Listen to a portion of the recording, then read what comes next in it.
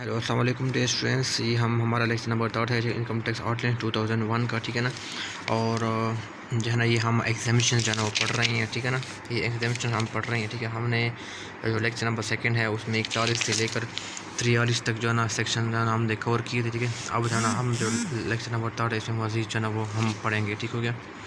इसमें एग्जामिशन under international agreement. अच्छा student, मैं यहाँ पर जो है ना बिल्कुल मुख्तसर से जो इंपॉर्टेंट पॉइंट्स है ना मैं सिर्फ वो डिस्कस करूँगा, ठीक है ना। अगर आपने इसको डिटेल में जो है ना उसको जानना है, ठीक है ना, तो मैं जो है ना एक अलग जो है ना इसकी जो पूरी जो सेक्शन 44 है इसकी पूरी अगर आपने डिटेल जानना है तो आपने क्या करना है, जो वीडियो नंबर 3 इसका पार्ट नंबर ए है, ठीक है ना, उसको मैं वीडियो की डिस्क्रिप्शन में मैं उसका लिंक दे दूँगा और जो कमेंट बॉक्स है इसमें मैंने इसका लिंक दे दूँगा। अगर आपने इसको कंप्लीट जो है ना इसको समझना है, ठीक है ना, ये सारे जितने भी पॉइंट्स इसको आपने समझने तो आप जो है ना इस वीडियो को जाकर ना आप देख सकते हैं। अभी ठीक है, यहाँ पर क्या करूँगा मैं मुख्तसर सी जो है ना जो इंपॉर्टेंट पॉइंट्स हैं, ठीक है, जो जो ना कम से कम अल्फाज में ना मैं इसको एक्सप्लेन करने की कोशिश करूँगा, ठीक है, ठीक है। अगर डिटेल में जाने तो इसमें जाना आप इस पार्ट पे जाना आप जाइएगा, वहाँ से आपको डिटेल में मिल जाएगा, ठीक है ना। अच्छा डियर स्टूडेंट, वहाँ पर वो कहता है कि एग्जामिशन अंडर इंटरनेशनल एग्रीमेंट, ठीक है ना।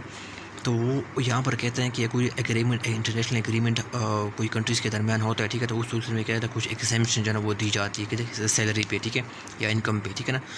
अच्छा डियर स्टूडेंट, ये पहला पॉइंट है, ठीक है, ये पहला पॉइंट, ठीक है, मैं इसमें समझाता हूँ। वो कहते हैं कि अगर दो कंट्रीज़ के दरमियान जो है ना डियर स्टूडेंट, वो कहते हैं दो कंट्रीज़ के दरमियान जो है ना एक ट्रीटी हो जाए, टैक्स ट्रीटी हो जाए, और इस ट्रीटी जो टैक्स ट्रीटी जो है ना इसमें ये बात जो है ना वो लिखी हो कि जो है ना जो भी एम्प्लॉय जो है ना पाकिस्तान में जो है ना वो काम करेंगे, ठीक है ना, इनके ऊपर जो है ना वो टैक्स नहीं लगेगा। तो फिर क्या होगा, अगर ट्रीटी में जो है ना वो लिखा हुआ है कि टैक्स नहीं लगेगा, इनकम टैक्स नहीं लगेगा, तो फिर क्या होगा, जो इनकम टैक्स ऑर्डिनेंस है ना, इनकम टैक्स ऑर्डिनेंस है, फिर क्या करेगा, जो वो भी इसके ऊपर जो है ना वो क्या करेगा,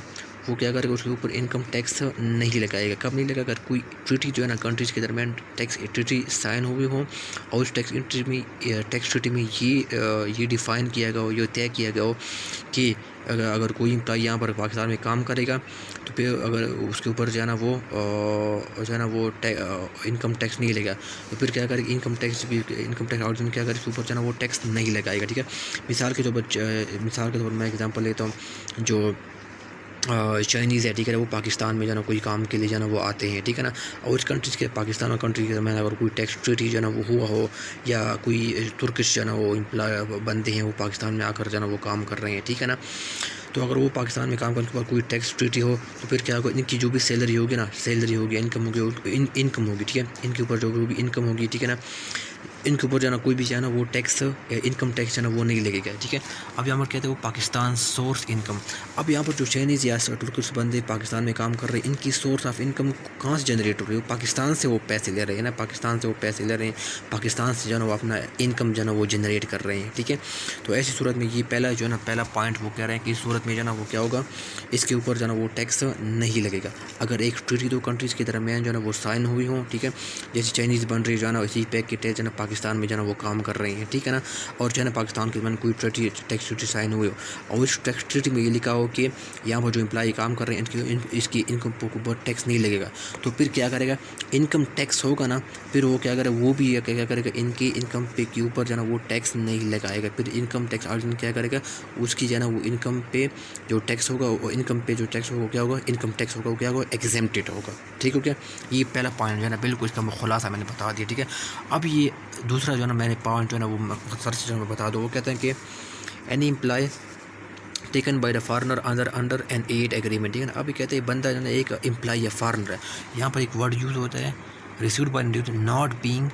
अ सिटीजन ऑफ पाकिस्तान, यानी क्या वो एक फॉरनर है, ठीक, पाकिस्तान का शहर नहीं है, वो अगर किसी एड एग्रीमेंट के तहत जो है ना वो कोई सैलरी ले रहा है, ठीक है, तो इसके ऊपर जो है ना इनकम टैक्स ऑर्डिनेंस के मुताबिक जो है ना उसके ऊपर जो है ना वो टैक्स नहीं लगेगा, ठीक है। इनकम टैक्स ऑर्डिनेंस इसकी सैलरी के ऊपर जो है ना वो टैक्स नहीं लगाएगा, ठीक है। मिसाल के तौर पर जो है ना ये क्या है, US एड है, ठीक है, ये मैंने US एड का कोई एम्प्लॉई है, ठीक है ना, वो पाकिस्तान में जो है ना किसी जो है ना वो काम पे जो है ना वो प्रोजेक्ट पे जो है ना वो काम कर रहे थे, ठीक है, किस काम पे जो है ना वो काम पे ना वो प्रोजेक्ट पे ना वो काम करे, तो वो जो सैलरी लेगी, ठीक है ना, वो रिसीव करेगी, तो वो क्या करेगा, वो tax exempted, income tax exempted होगा, वो क्या होगा, इनकम टैक्स क्या होगा, वो एग्जेम्प्टेड होगा, इसके ऊपर इनकम टैक्स नहीं लगेगा। अगर इस जो है ना वो एड एग्रीमेंट के तहत जो है ना वो बंदा जो है ना वो फॉरेनर पाकिस्तान में जो है ना किसी प्रोजेक्ट पे जो है ना वो जो है ना वो काम कर रहा हो एड एग्रीमेंट के तहत, ठीक है ना। जैसे यूएस एड जो है ना वो पाकिस्तान में जो है ना एजुकेशन के लिहाज से कोई वाटर का प्रोजेक्ट हो, ठीक है ना, या वुमेन एम्पावरमेंट हो, वुमेन एजुकेशन है, उसके मुताबिक जो है ना अगर कोई वो अपने एम्प्लॉई जो है ना पाकिस्तान में जो है वो बेचते हैं, ठीक है ना, तो अब इनके सैलरी के एम्प्लॉई की सैलरी के ऊपर जो है ना वो टैक्स इनकम टैक्स नहीं लगेगा, ठीक है। अब ये तीसरा पॉइंट वो कह रहे हैं, ये तीसरा पॉइंट ये बिल्कुल मेन पॉइंट्स मैं बता रहा हूँ, ठीक है। अगर डिटेल में आपने जानना है तो फिर क्या करना है, इसका जो लेक्चर नंबर 3 का जो पार्ट ए है उसको जाना आप कमेंट बॉक्स में या वीडियो के डिस्क्रिप्शन में लिख दीजिए, वहाँ पर जाएगा, आप समझ जाएगा, ठीक है ना, वहाँ से आप पढ़ लीजिएगा। इसमें मैं मोटी मोटी चीज़ें बता रहा हूँ, ठीक है ना। अब वो कहते हैं ये थर्ड पॉइंट जो है ना वो बता रहे हैं, ठीक है ना। वो कह रहे हैं a foreigner engage on a contract a foreigner engage as a contractor as a contractor होगा, मैंने थोड़ा सा वो लिखा है, as a contract consultant, as a consultant, ठीक है, एज ए कॉन्ट्रैक्टर कंसल्टेंट और एक्सपर्ट ऑन ए प्रोडक्ट। कोई जो है ना वो कोई फॉरेनर है, ठीक है, यहाँ पर भी वही लफ्ज़ यूज़ हुआ है, ठीक हो, यहाँ पर भी क्या है, not being a citizen of Pakistan. तो एक फॉरेनर मतलब ये एक फॉरेनर जो है ना पाकिस्तान में किसी प्रोजेक्ट पे जाना वो काम कर रहा है एज ए कॉन्ट्रैक्टर एक्सपर्ट या कंसल्टेंट, लेकिन क्या हो कंडीशन क्या हो प्रोवाइडेड, वो आगे लिखा हो कि क्या हो, दो कंट्रीज़ के दरमियान दो या मल्टीलेटरल लफ्ज़ यूज़ हुआ है। मल्टीलेटरल का मतलब ये है दो से ज़्यादा कंट्री भी हो सकते हैं, अब बायलैटरल क्या दो कंट्रीज़ हैं, ठीक है। अगर इनके दरमियान कोई एग्रीमेंट जो है ना वो तय हुआ हो और उस एग्रीमेंट के तहत वो प्रोजेक्ट पे काम कर रहा हो और वो क्या हो वो कोई जो है ना वो इनकम जो है ना वो रिसीव जो है ना वो कर रहा हो, ठीक है ना, तो इस सूरत में क्या होगा, वो उनकी जो इनकम होगी वो क्या होगा टैक्स से एग्जेम्प्टेड होगी। जैसे मिसाल में एग्जांपल जन कि रशियन एक्सपर्ट्स है किसी जना प्रोजेक्ट जना पाकिस्तान में जना किसी प्रोजेक्ट पे जना वो काम कर रहे हैं, तो इनकी जो सैलरी होगी क्या होगी उसके ऊपर जना वो टैक्स इनकम टैक्स जना वो अप्लाई नहीं होगा। कोई चाइनीज़ है गवादर, वो क्या होगा गवादर एयरपोर्ट है, इसको बिल्डअप करने में, ठीक है ना, उसको बनाने में जना वो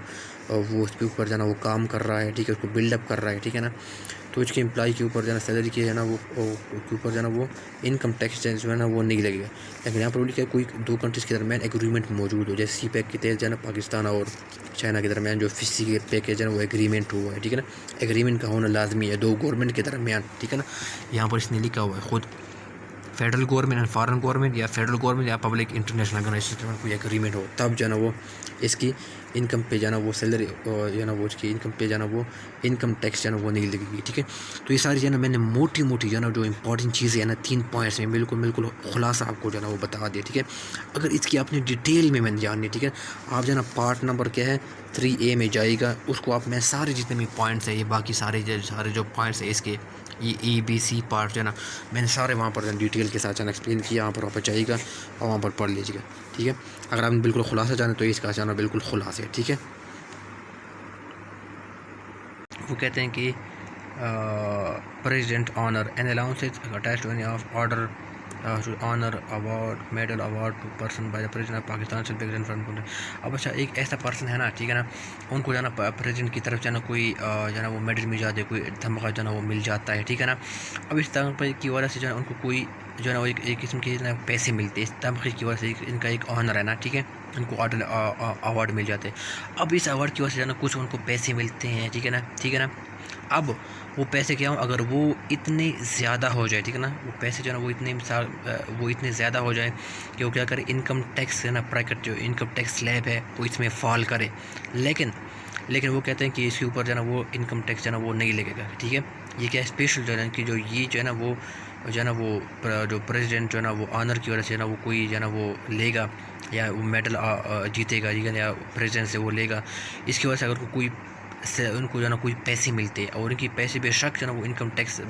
स्लैब में फॉल करती हो, फिर भी जो है ना वो उसके ऊपर जो है ना वो टैक्स नहीं लगेगा, ठीक है। क्या इनकम टैक्स की बार इनकम टैक्स जो है ना वो नहीं लगेगा, ठीक है। इनका कहने का मतलब ये है any monetary award granted to person, और कोई यही बात है ना क्योंकि कोई पैसे मिल रहे हों लेकिन बेशक वो इनकम स्लैब में फॉल कर रही हों, लेकिन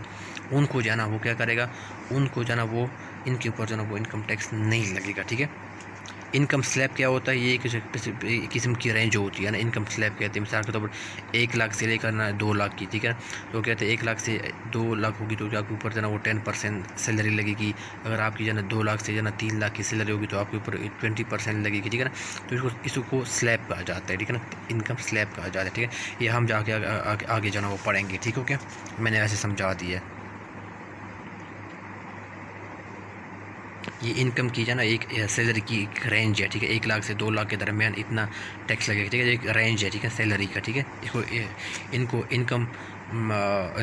स्लैब कहा जाता है, ठीक हो गया। डे स्टूडेंट्स, ये आगे कहते हैं 46 सेक्शन नंबर 46 कहते हैं प्रॉफिट ऑन डेट कहते हैं, ठीक है।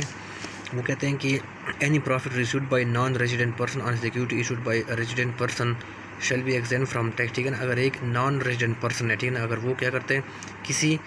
डेट पे कोई, ठीक है, किसी डेट पे जो है ना वो कोई प्रॉफिट ले रहा है, ठीक है, तो इस सूरत में क्या होगा, इंटरेस्ट या प्रॉफिट लेने की सूरत में क्या होगा, उनके ऊपर जो है ना प्रॉफिट के ऊपर या इंटरेस्ट के ऊपर जो है ना वो टैक्स नहीं लगेगा। मैं स्टूडेंट एक एग्जांपल के थ्रू जो है स्टूडेंट मैं यहाँ पर समझा रहा हूँ, ये सारे पॉइंट जो है ना, ये पॉइंट मैं यहाँ पर एग्जांपल के थ्रू मैं समझाता हूँ, ठीक है।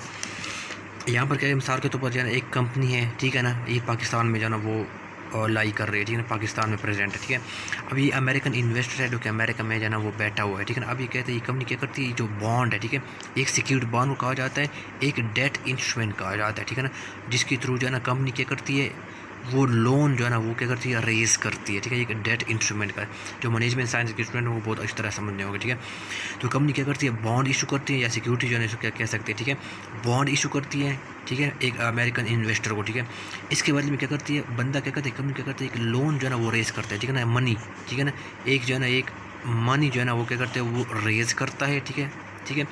और कंपनी क्या करता है, उस इन्वेस्टर को क्या करता है, एक प्रॉफिट देता है, ठीक है ना। प्रॉफिट जो है ना वो मंथली होता है या क्वार्टरली जो भी होगा ना वो, इसके बदले में क्या करते हैं, उनको इंटरेस्ट भी पे है ना वो पे करता है, ठीक है ना।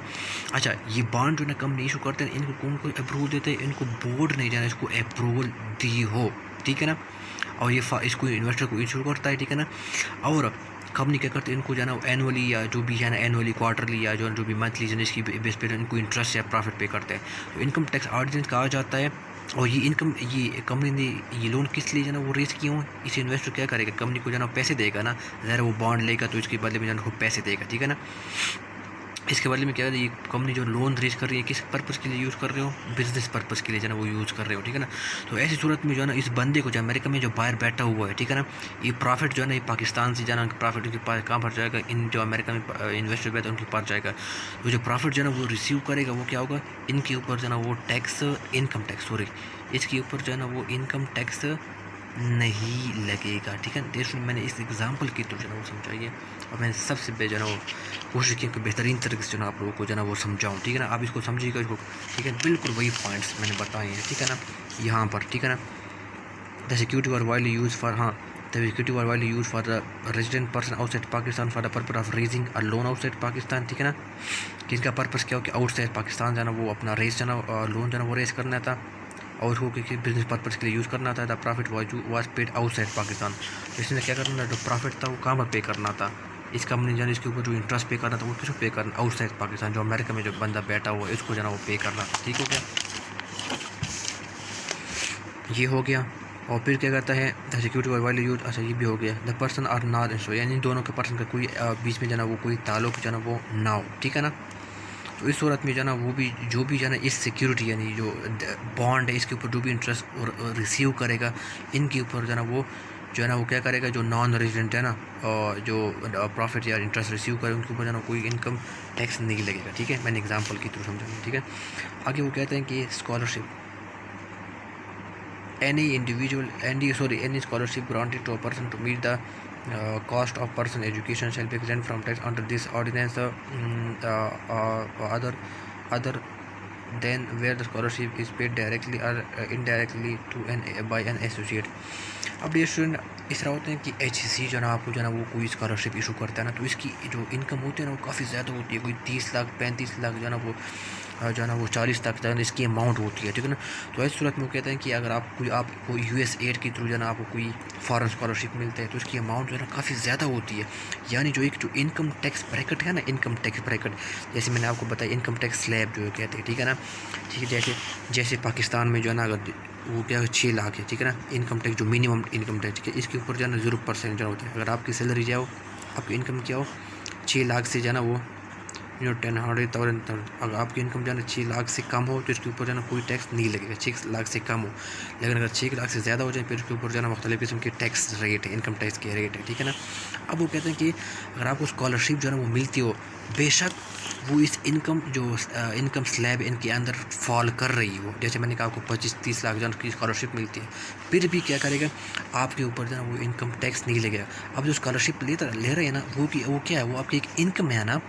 आपकी एक इनकम की तरह है ना, आपकी एक इनकम है जो आप स्कॉलरशिप की बात में जो पैसे ले रहे हैं। तो इनकम टैक्स ऑडिटर्स कहते हैं कि आपकी जो है ना वो स्कॉलरशिप की बात में जो है ना आप पैसे ले रहे हैं, बेशक आपकी जो है ना आपको जो इनकम ले रही हैं स्कॉलरशिप की बात में, बेशक वो क्या हो वो इनकम वो जो इनकम जो ब्रैकेट है, स्लैब है, इनकम स्लैब है, बेशक उसमें फॉल करते हो। लेकिन क्या होगा इसके ऊपर जो है ना आपके ऊपर